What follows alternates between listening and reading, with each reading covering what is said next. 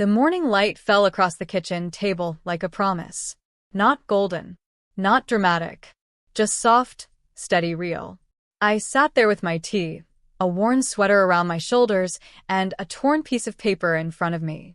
Bread, soap, bank. That's all I wrote. 3 errands. One ordinary Tuesday. But one word stood out: bank. It looked heavier than the others, like it carried more weight than ink should hold. My name is Grace Ward, 74 years old, and this is the story of how I walked into a bank with a secret pin, a silent plea, and a truth I refuse to bury. If you've ever felt powerless in your own home, if you've ever been treated like a burden instead of a mother, let me know where you are watching from. Hit that like button, subscribe, and share the story. Let me know in the comments. Have you ever had to protect yourself from your own family? This story is for you. My son, Mark, arrived early that morning. Too early. Smiling too fast. Ready, Mom, he said. It's just routine. His voice was soft, kind on the surface. But his eyes, they never met mine. They darted around the kitchen like they were searching for something. The keys. The mail. The purse. His wife, Kayla, followed behind him, a folder pressed tight against her side like it was a weapon. We'll get you all set, she said. Less stress. One signature, and done. I folded my list. Stood up slowly. Let me get my sweater, I said. In the bedroom, I opened a small wooden box. Inside was my late husband's tie pin, a simple silver, with a tiny wire at its center. It wasn't just jewelry. It was a recorder. I had bought it after sleepless nights and one quiet meeting at the bank with a manager who listened. I pinned it to my collar with careful hands. Then I reached into my purse, wallet, ID, and a plain envelope with 4 words written on a card inside. Help. Under duress. I took a long breath. I moved back to the living room. Mark grabbed the house keys before I could. I'll drive, he said. He held the door open but didn't step aside. Kayla smiled. We'll be back before lunch.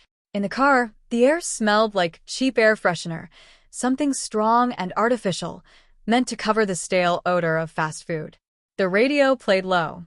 Mark talked about the weather, about a sale at the hardware store, about how banks make things too hard for older people. We're just helping Mom, he said. You taught me to take care of family. I watched the road.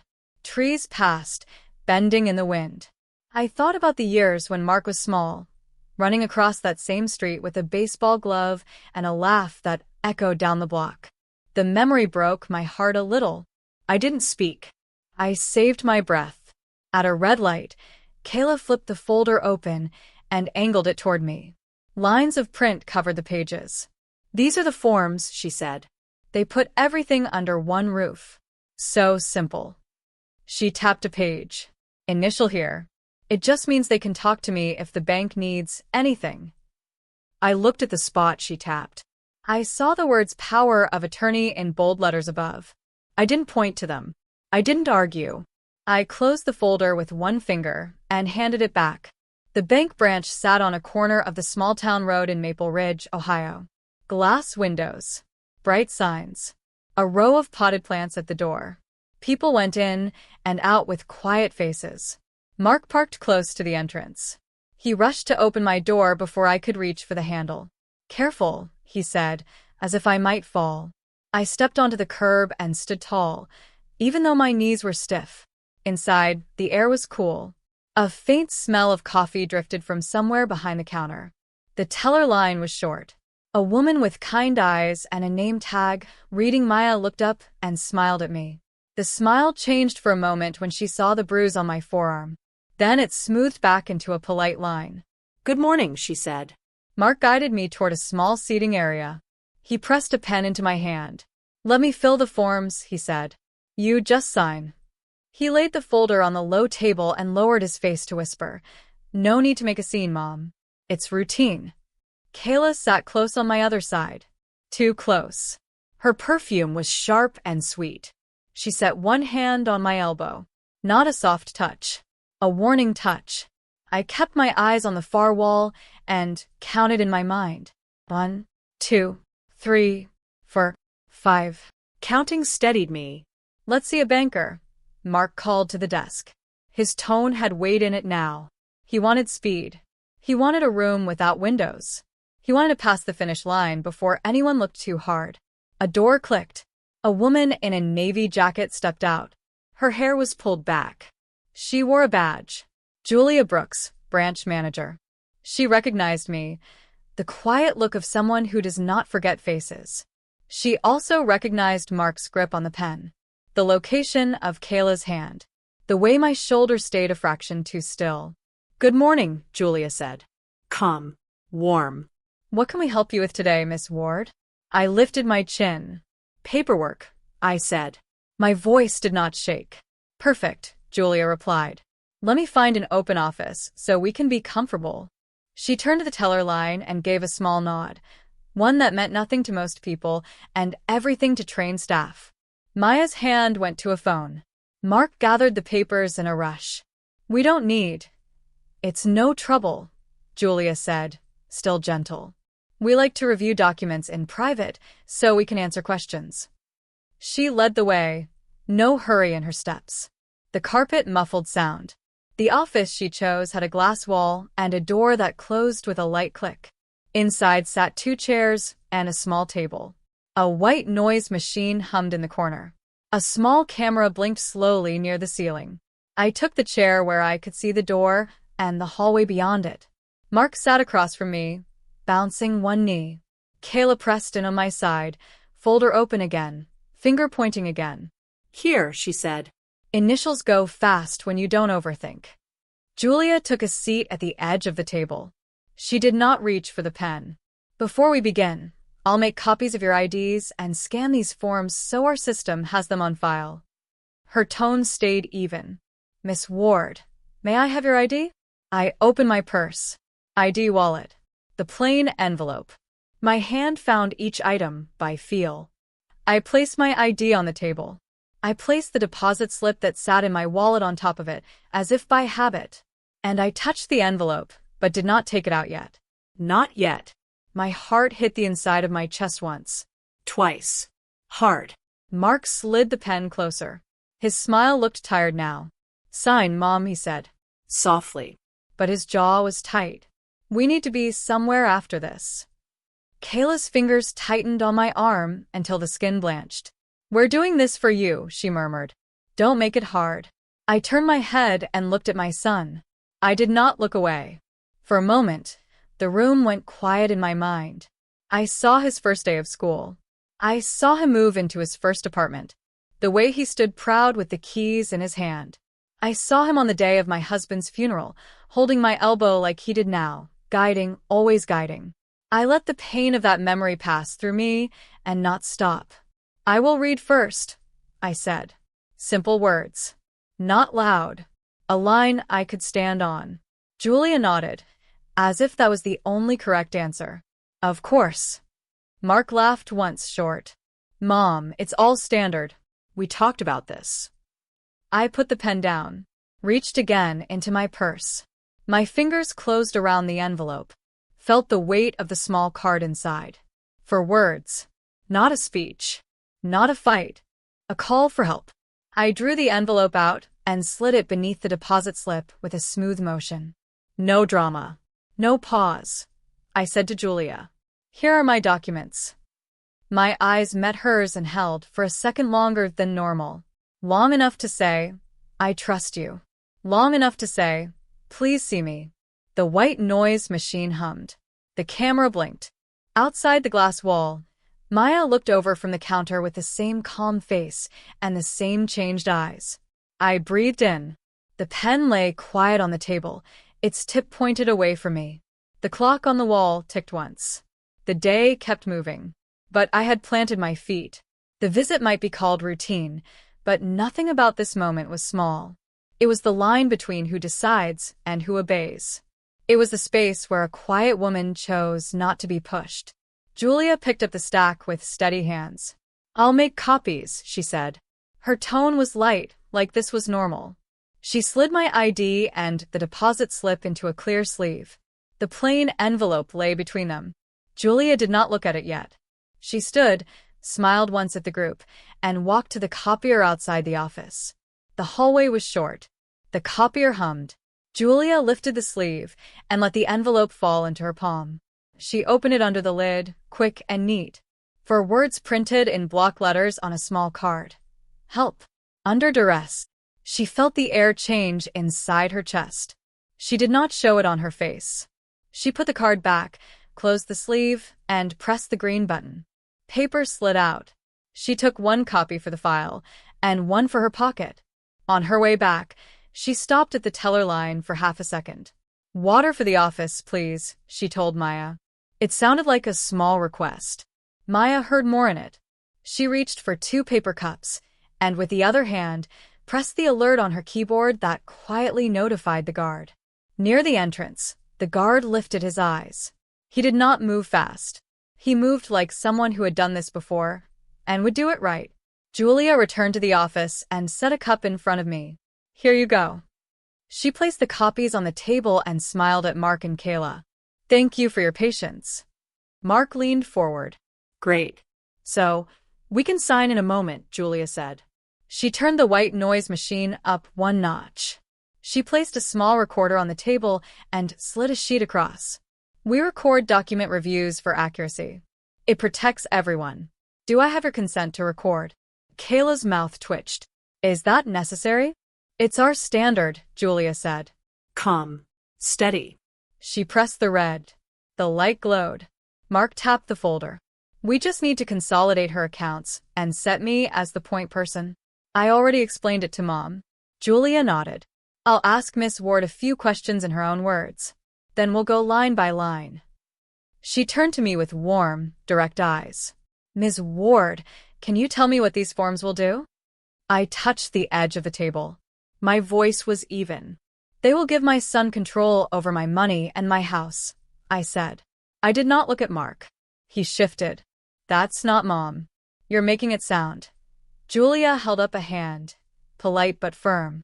"I'll come to you in a moment." She opened the folder. "Who prepared these documents?" Kayla answered too fast. "A mobile notary did.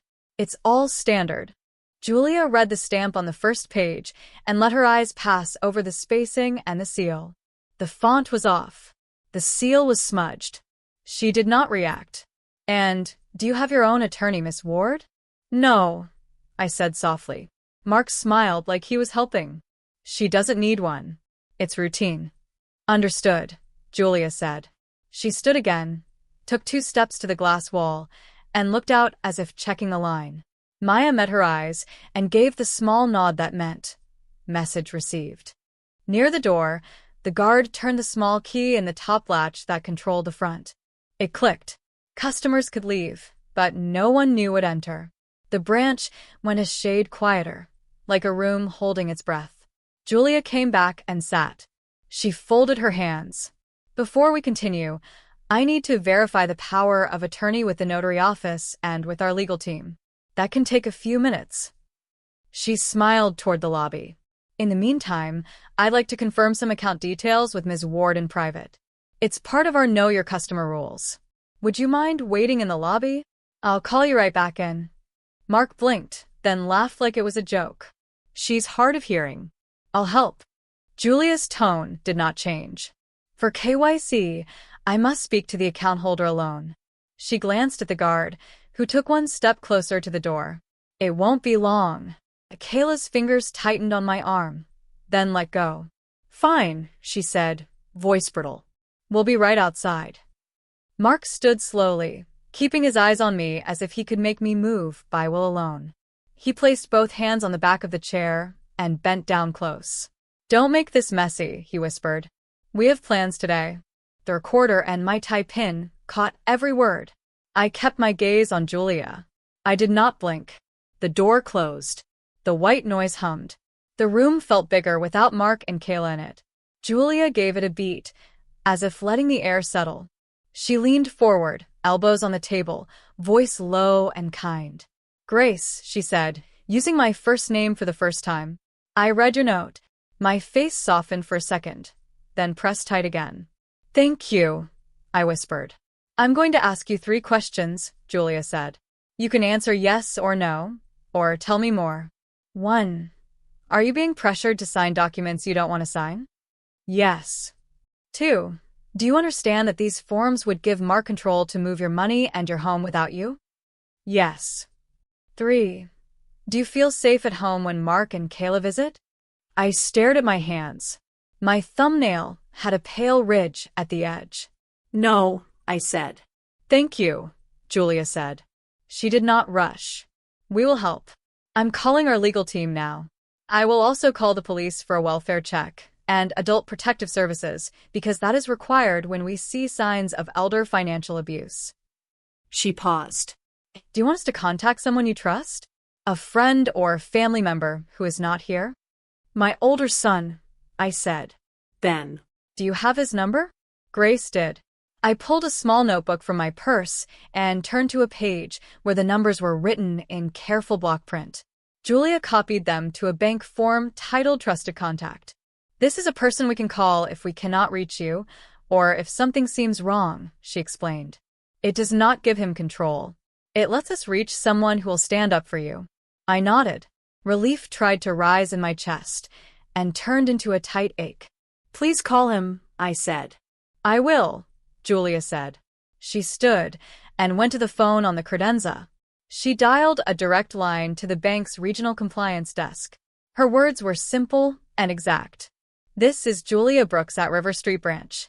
I have a senior customer, Miss Grace Ward, with suspected undue influence by her son and daughter-in-law. Possible forged POA. I am initiating an in-branch hold and requesting law enforcement and APS. We are recording. The front door is on controlled entry. She listened, gave the account number, confirmed the time, thanked them, and hung up. Then she dialed the local police non-emergency line that handles financial cases. Her voice did not change. We need an officer for a possible elder financial exploitation in progress. Outside the glass, Mark paced.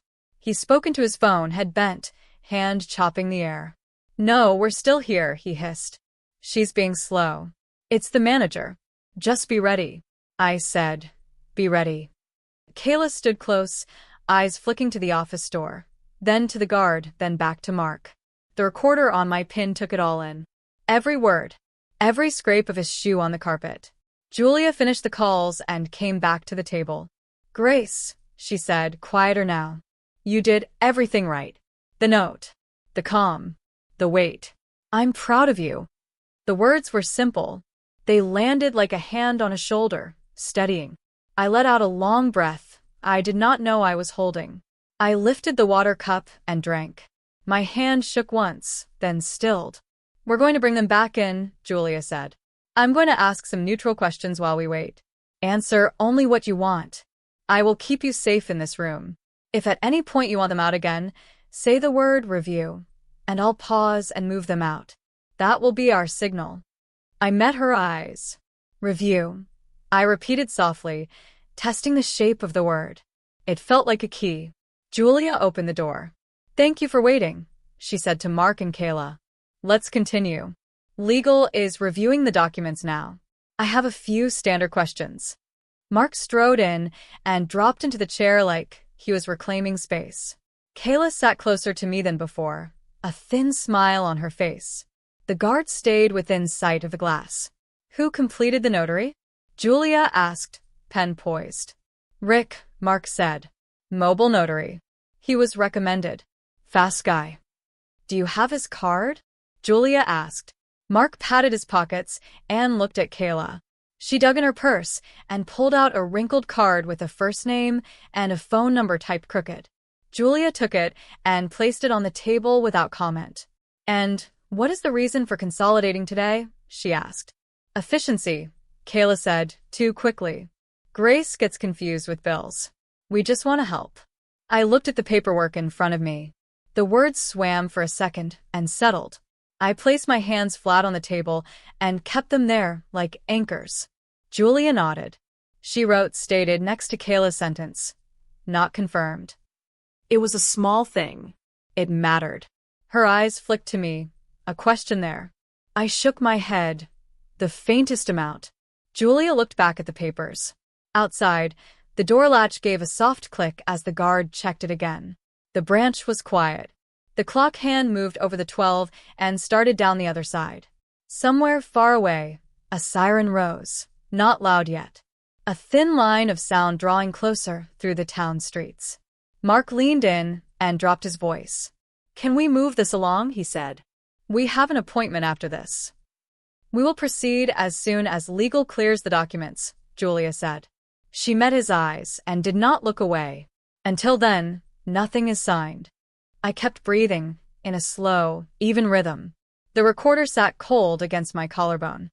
The water cup left a ring on the table. I placed the pen beside it. Tip still capped. I felt the change in the room, even if Mark did not. The visit had shifted. The part where I was led was over. The part where I was heard had begun. The siren grew louder, then faded as a patrol car stopped outside. The guard glanced toward the door and nodded to Julia. She kept her face calm. She turned to the page and asked one more neutral question, as if nothing had changed. A soft knock came. Julia opened the office door halfway. 2 officers stood there. One was a woman with a neat bun and a small notebook.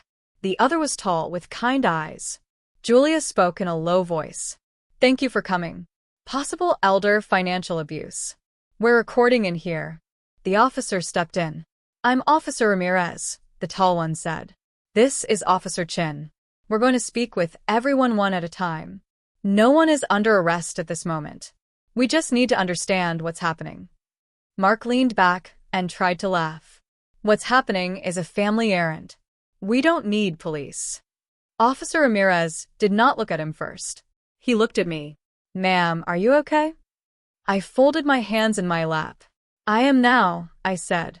Officer Chin's eyes went to the pale marks on my arm. "How did you get that bruise?" Kayla crossed her legs and answered for me. "She bruises easily." She bumped a chair. I kept my voice even. "She squeezed me." Silence sat in the room for a beat. The recorder light glowed red. The white noise machine hummed. Out in the lobby, customers spoke in quiet tones. The branch held its breath. Officer Ramirez nodded once. "We'll separate for statements. Ms. Ward, I'll talk with you, and Manager Brooks here. Mr. Carter, Mrs. Carter, please step to the chairs outside. An officer will remain with you." Mark rose slowly. His jaw worked. He bent close to me as he passed. "Don't do this," he whispered. "We're family." The recorder at my collar caught the hiss of his breath. When the door closed, the room felt lighter. Officer Ramirez pulled a chair closer to me and sat. Officer Chin stood near the glass with a clear view of the hallway. Julia stayed at the table, hands folded. "Ms. Ward," Ramirez said, "do you want to be here today?" "No." "Did someone pressure you to sign papers you do not understand?" "Yes." "Who?" "My son, Mark. His wife, Kayla." "Have they taken your mail?" "Yes." "They collect it first. They tell me what to sign. They say I will be put in a care home if I refuse." Julia listened without interrupting. She took a slow breath and let it out, as if guiding the room back to steady ground. "Do you feel safe at home when they visit?" "No," I said. My eyes burned. I kept my chin level. "Thank you," he said. "I'm going to take a photo of your arm." He used a small camera, asked permission, and clicked a close, clear picture. He noted the date and time. "Do you have any proof of pressure?" "Notes, recordings, witnesses." I touched the tie pin. "This records," I said. I also gave a note to the bank. The teller saw it. The manager helped. Julia spoke then. "I activated our in-branch hold. Legal is reviewing a power of attorney they brought. We suspect the notary stamp is fake. We also have video from the lobby. Our policy allows us to share with police upon request." Officer Chin wrote this down. "Please preserve all footage and audio. We'll request copies." A call light flashed on Julia's desk. She picked up the phone. "Legal," she said, then listened. "Understood." She hung up and met the officer's eyes. "Compliance confirms the notary number on this stamp does not exist. They also reviewed an attempted change last week using a similar stamp. We rejected it then. Pattern suggests forgery." My hands tightened for a heartbeat. then relaxed. The words settled over me, like a blanket and a weight at the same time. It meant I had been right. It also meant my son had crossed a line you cannot uncross. There was another knock. The guard opened the door carefully. A man in work boots and a dusty jacket stood behind him, chest rising fast. "I'm Ben Ward," he said. "My mom called. Or the bank did. They said she needed me." I stood before I knew I would. "Ben," I said. My voice cracked on his name. He crossed the small space in 2 steps and took my hands. He did not hug me hard. He held me, like something fragile and strong at the same time. "Are you okay?" he asked. "I am now," I said again. Officer Ramirez explained in short, clear lines. Ben listened with his jaw clenched and his eyes wet. He nodded once. He looked at Julia. "Thank you," he said, and meant it. Through the glass, Mark saw Ben and went still. His face shifted from surprise to anger to a smooth smile in a second. Kayla angled her body to speak into his ear. Mark's hand lifted, as if to push the door. The guard moved an inch. Mark's hand dropped. "We're going to bring them back," Officer Chin said. "We'll keep voices level. We need clean answers on record." They came in and took their chairs. Mark spoke first. "Mom is confused. She mixes updates and loses bills. We're helping." Officer Ramirez kept his voice the same. "Ms. Ward, do you pay your own bills?" "Yes," I said. "On the 1st and the 15th, I write the check and walk it to the mailbox." "Does anyone else have access to your online accounts?" "No, Mr. Carter," Ramirez said, turning. "Why do you need power of attorney today?" Mark spread his hands. "To simplify." She said she wanted help. "I'm the one who shows up." "Who is Rick?" Officer Chin asked the notary. "Friend of a friend," Kayla said. "He's legit." Julia spoke, still calm. "Our legal department could not find his commission. The stamp number is not valid. That is a crime." Kayla's face held a smile that did not match her eyes. "Maybe it's a typo." Ramirez wrote this down and did not react. He asked for dates, places, times. Who printed the forms? Who brought them to the house? Who carried the mail? He asked where Mark had been last Thursday at 3 p.m. when the bank had blocked the earlier attempt. Mark said he was at work. His eyes slid away. Kayla said she did not remember. Her heel tapped the floor in a fast, thin rhythm. Outside, the branch moved on a slow track. A printer purred. Someone laughed softly near the ATM. Inside, the room felt tight and bright. Ben sat quiet, hands on his knees. When he spoke, his voice was low but strong. "Mark," he said, "you can tell the truth now, or you can tell it later with cuffs on." Mark snapped his head toward him. "You always thought you were better." Ben did not rise. "No," he said. "I work with my hands. That's all." The recorder caught the sharp inhale from Kayla. She leaned toward Mark. "Stop," she whispered.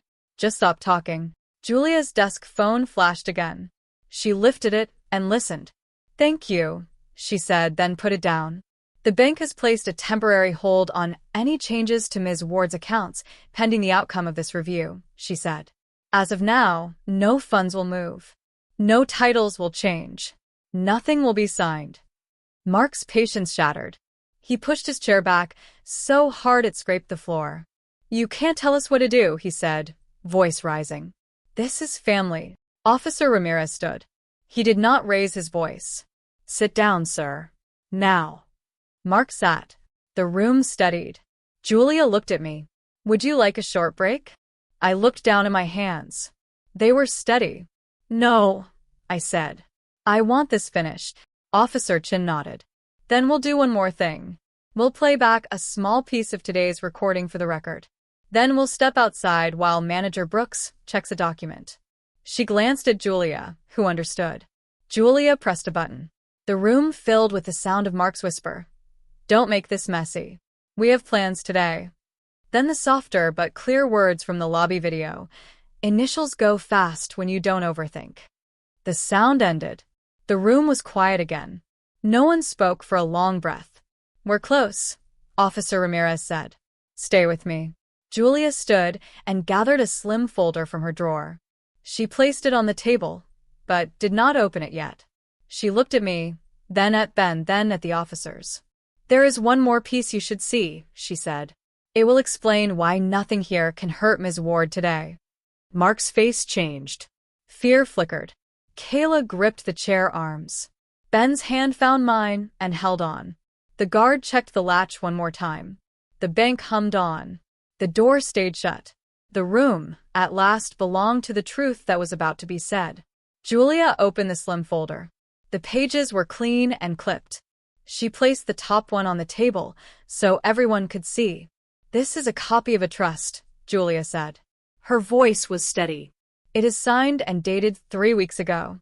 It lists Grace Ward as the grantor. It names Grace and her older son, Ben Ward, as co-trustees. Her home and savings are already inside this trust." Mark stared at the page, like it was written in another language. "What does that even mean?" "It means," Julia said, "that even if Grace signed your papers today, nothing would move. The trust controls her assets. Not you." Kayla gave a small, sharp laugh. "You're bluffing." Julia slid the second page across. It showed the date, the signatures, and the title to the house transferred into the trust. "We verified this with our records this morning. It is active." Silence fell like a dropped blanket. Then Mark spoke low and tight. "You did this behind my back." I met his eyes. "I did this to protect myself." Mark's face changed. Pride collapsed into panic. "You think you're so clever? You think you can make me look like a thief?" Officer Ramirez shifted his weight, calm and ready. "No one is calling names. We are describing actions." Kayla leaned forward, voice sweet and thin. "Grace, we only wanted to help. You're tired. Bills are hard. We were trying to keep you safe." I looked at the faint bruise on my arm. I looked at the pen mark pressed into my hand. I looked at Julia, who did not look away. "Safe does not hurt," I said. Julia turned the small recorder toward the center of the table. "For the record," she said. This branch received a note that said, "Help. Under duress. We observed a customer being pressured to sign legal documents. Legal has confirmed the notary stamp is false. We have video of physical pressure. We have audio of threats." Officer Chin lifted her pen. "Mark Carter, did you bring these documents into the bank today to get Grace to sign?" Mark opened his mouth, closed it, opened it again. His eyes flicked to the door. There was nowhere to go. "Yes," he said finally. "Did you know the stamp might not be valid?" I trusted someone. I don't know notary stuff." "Who is someone?" Officer Chin asked. Mark rubbed his face. "A guy my friend knows," he muttered. "He said it was fine." Ramirez nodded once, as if that answered a box on his form. He turned to Kayla. "Mrs. Carter, did you put pressure on Grace's arm today?" Kayla's smile froze. "I touched her, so she would not lose her place." "We have video that shows force," Ramirez said. "We also have photos of the bruise. Do you want to change your answer?" Kayla's eyes went flat. "No," Julia folded her hands. "Grace," she said. "You and I met 2 weeks ago. You asked questions about safety. You made a plan. Today, that plan worked." I felt tears rise. I did not let them fall yet. "Thank you," I said. Ben squeezed my hand. "You did this," he said softly. "You saved yourself." Outside the office, the bank kept moving. Inside, the story had reached its end. The end was not loud. It was clear. Officer Ramirez stood. "Mr. Carter, Mrs. Carter," he said.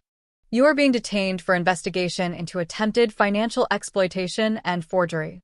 You will come with us now." Mark shoved back his chair again, but the energy was gone from his body. It bumped the carpet and stopped. He looked at me, like a child about to fall. "Mom," he said, voice breaking. "Don't let them, please." My throat ached. I loved my son. I also loved the truth. "I am your mother," I said. "I am not your target." Kayla stood without looking at anyone. "I want a lawyer," she said. "Right now." "You can request one at the station," Ramirez said. He nodded to the guard and to Officer Chin. They guided Mark and Kayla to the door. The latch clicked. The sound was small and final. When the door closed, the room breathed. The recorder light still glowed. Julia pressed it off. The red went dark. I sat very still. Then the tears came, quiet and steady. Ben pulled his chair close. He did not say it's okay. He did not make promises he could not keep. He held my hand and let me cry. Julia brought a box of tissues from the shelf and placed it within reach. "We will file our reports," she said. "We will preserve the video and audio. We will provide them to the police. We will place alerts on your accounts so any unusual activity is flagged." I nodded. "I want to press charges," I said. The words were heavy and right. "I will not be quiet about this." "You don't have to be," Julia said. A soft tap sounded at the glass. Maya stood there with 2 fresh cups of water. She set them inside the door and gave me a small, brave smile. I smiled back. It felt like the first time my face had done that today, without effort. Officer Ramirez returned after a few minutes. "They're on their way to the station," he said. "We'll be in touch about statements and next steps." "Do you have a safe place to go?" "Home," Ben said. "With me there. I'll change the locks today. She won't be alone." Ramirez nodded. "Good." He handed me a card. "If they contact you, call this number. If anyone shows up at the house, call 911. We'll add patrol checks for a few days." They left. The office felt larger again. Julia gathered the copies and the trust papers and placed them in a neat stack for me to take. "Do you want me to walk you out?" she asked. "Yes," I said. We moved through the lobby. People looked up and then looked away, kind in the way strangers are when they know something hard just happened. At the door, the guard unlocked the latch and held it open. Warm air touched my face. I stepped out into the afternoon. Ben drove. The radio was off. The town rolled by like a calm river. At a light, Ben spoke. "Mom," he said, "I should have seen it sooner." I shook my head. "You see it now," I said. At the house, Ben took out his tool bag and went to the front door. He changed the locks with clean, sure movements. He installed a small camera above the porch. He wrote down a list. Stop mail forwarding. New phone passcode. No unannounced visits. I made tea. The kettle sang. The sound filled the kitchen like a gentle bell. We sat at the table, the same table where the day had started, with a small list and a heavy word. I took out a piece of paper. I wrote in slow print, "Mark, I love you. I want you to get help. But you cannot come to my house. You cannot touch my money. You cannot decide for me. If you change, we can talk. If you try to take from me again, I will call the police again. Mom." I folded the letter and set it aside. I drank my tea. My hands were steady. Evening light reached across the kitchen floor. Ben checked the new locks a final time. The house felt different. Not new, not untouched, but safe. I stood at the sink and looked out at the small garden my husband and I planted years ago. The wind moved the leaves. I thought of the word that started the day. Routine. I smiled once at the lie of that word. Today had not been routine. Today had been a choice. I turned off the light and walked to the living room. The house was quiet, but not empty. It was mine. It would remain mine. If this story touched you, please like, share, and subscribe. And remember, your age does not make you weak. Your silence does not mean consent. And your home, your life, is worth protecting.